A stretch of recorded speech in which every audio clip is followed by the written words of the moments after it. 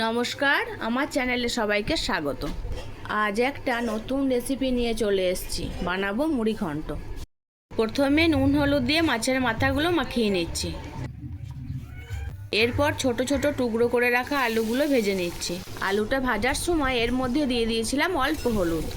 এবার গোবিন্দভোগ চালটা ভালো করে ধুয়ে জল ঝরিয়ে রেখে দিলাম। মাছের মাথাগুলো ভেজে তুলে রেখে দিলাম।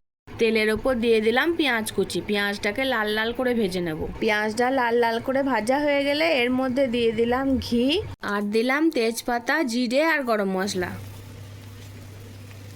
একটু ভালো করে নেড়ে নেওয়ার পর দিয়ে দিলাম গুঁড়ো মশলা। গুঁড়ো মশলাটা দেওয়ার পর অল্প জল দিয়ে খুব ভালো করে কষিয়ে নিলাম।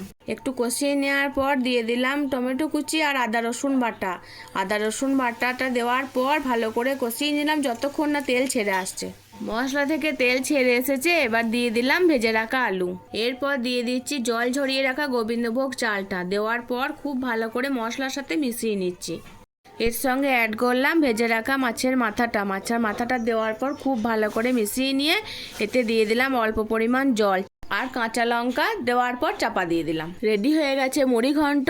আমার ভিডিও যদি ভালো লাগে লাইক কমেন্ট শেয়ার করবেন, ফলো করে পাশে থাকবেন।